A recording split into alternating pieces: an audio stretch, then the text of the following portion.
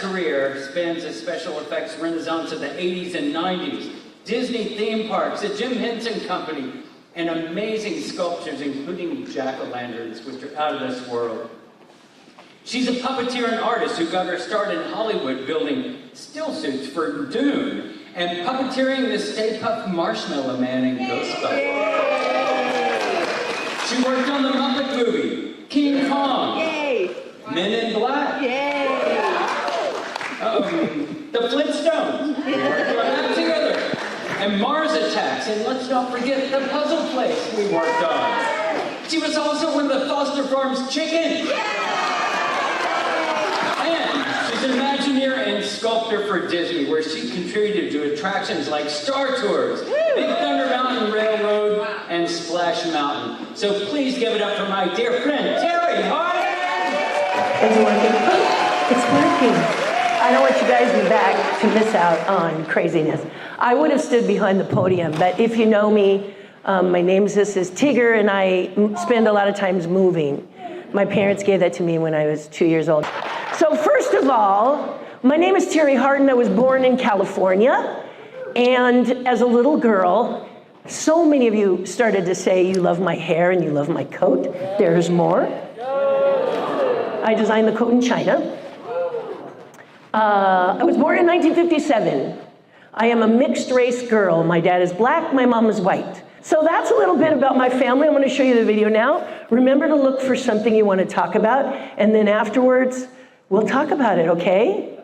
It only takes less than 3 minutes, so pay attention.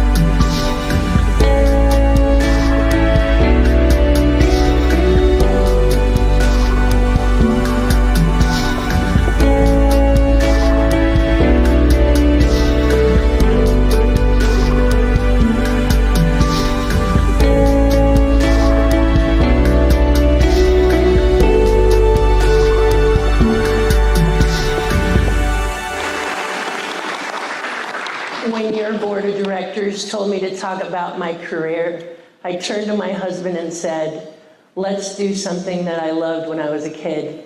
Let's give you my history in less than 3 minutes. So, what should we talk about, my friends? Thank you for being here. Yes. Neil, what was the experience like? Oh my gosh, imagine you are at home and you're thinking, what am I going to do with my life? And you get a call and they say, Terri, how would you like to work with Michael Jackson? Wow, really? And George Lucas. Ooh, this is getting better. Or Francis Ford Coppola, I'll work for free. Yeah. Oh, The Godfather makes me tremble. It's the movie that if it's on, I gotta watch it. I don't care what I'm doing. I mean, I could be having a root canal and say, stop, Godfather's on. So I'm a big fan. Francis Ford Coppola always does improvisation with his actors, and because we were puppeteers, we didn't really have much to do because Disney didn't like to tell the audience that there were puppeteers. But the reality is, I played Idie and Odie, and I did it for 80% of the time. The two girls walking, it wasn't easy, and so anything on the ship and anything like the drums were me. Angelica Houston was sitting at the table, and she said she wanted to be the princess.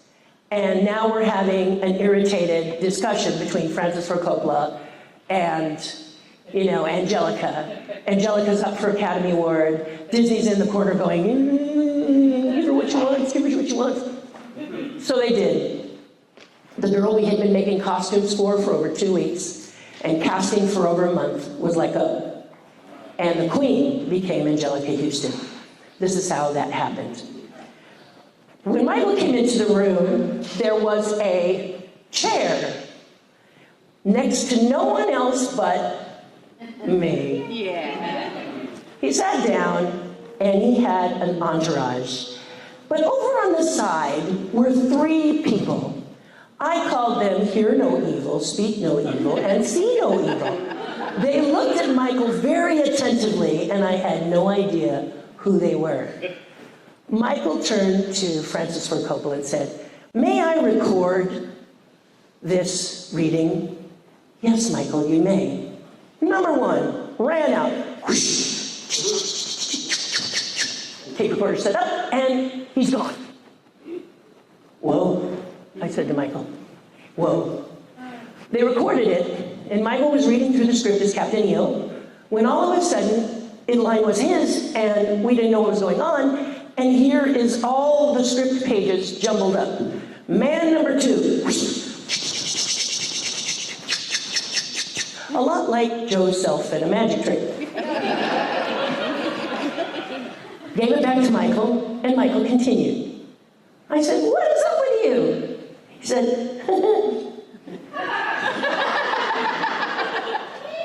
he started to say, I am Captain, I am third guy, juice, gone. I said, that's it, buddy. That's it. And he said, what? And I said, who are you that wait, I'm gonna try it. Where's my juice? And he turned to me and he said, you're funny. And we were friends for years, all the way up to the day he died. I'm going to tell you a very important story that involves Michael Jackson. Some of you may have heard it, some of you may have not, but it's really important for you. I mean, why does a person stand up here and tell you all the things that they've done?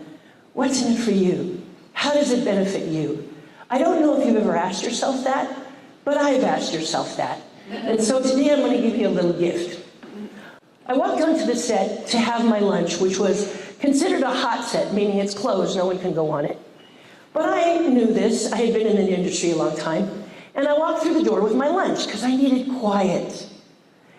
And I heard some noise, and I said, who's there?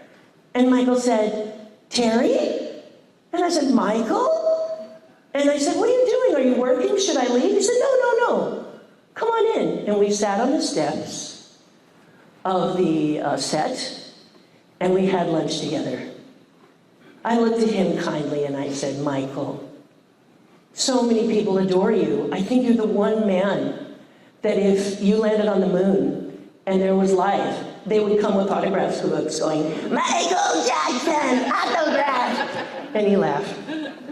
I said, so I'd like to ask you a question, and it's personal. And he said, okay, go ahead. I said, Michael, imagine I am the blue fairy, and I floated down to earth, and I said, Michael Jackson, for all the gifts, for all the kindnesses you have bestowed, I grant you 3 3 wishes, what would they be? He thought for a minute and he said, nobody's asked me that. And I said, I get that. That's why I'm asking. The first wish was to get his childhood back, because after 4 years old, he was encapsulated by his family, not allowed to climb a tree, not allowed to be a little kid, because he was a pop icon at 4 and made a lot of money. So they wanted to protect him, and boom. The second one was to go to a mall and not have to buy it first. Had to buy it so he could shop. And the third one, he wanted to walk amongst people and not be noticed. He wanted to walk past him. The amazing monster maker, the true monster maker, Rick Baker, made him into a little white Jewish man, and he walked along the beach in Venice, California, purposely bumping into people and just giggling when they said, "Get away from me, old man. Get away from me, old man." So his last wish was, it came true for him. Why am I telling you this? For all his riches, for all his fame, for all his talent, he wished more than anything in the world to be you. He wants to be you. I want you to rest with this. The next time you feel unworthy, the next time you think you're not good enough, remember this story. Michael Jackson, who could do anything, wanted only to be you. I do a show called Outrageous Pumpkins. You maybe saw me as a judge. Yes. Thank you. How'd I get that job? You're gonna laugh. I asked. This year was extra hard. If you haven't seen season 5, it started Sunday. If you're like me and you don't have any of that direct TV or Dish TV or the regular TV channels, you can stream it on Max or Warner Brothers Discovery Channel. It's there on Mondays after the Sundays. But this year was hard for me because usually I isolate myself and I don't meet the contestants because I want it to be about the work. But they brought the All-Stars back, and I know each and every one of them. This was hard because you can be the best sculptor in the world and have a bad day. And any time this happened, it was a dagger in my heart because I knew I was going to have to send someone home, and I love them all. If it was up to me, I'd give them all the money because they're amazing. Those of you who think pumpkins are just a hobby, most of these people make $200,000 to $300,000 in just 2 months sculpting pumpkins. So maybe you want to reconsider your career. Is it time? All righty. Guys, I hope you had a wonderful